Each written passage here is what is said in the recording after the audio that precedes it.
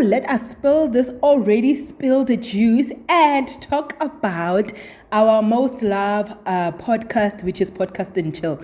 Now, from today's episode of Podcast and Chill, it seemed like Sol Penduka and the team and MacG regretted the interview with Mayibuye Mandela, right? And the reason was that some of the things that he kept on saying during that interview, and they said something profound. They said, when looking at his profile, we never thought Uguti we will get that type of a person or that type of responses. Rather, we thought Uguti, because he's been to Russia on public speaking, he's been to this and that, we were just going to get a proper representation on why is the house in debt. You understand? So no.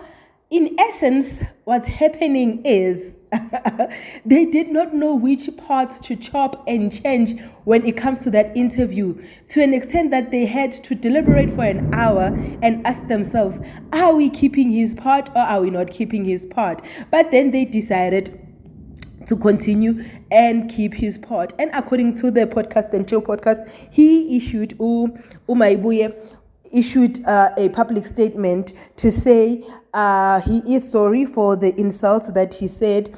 He is sorry for the vulgar words that he used.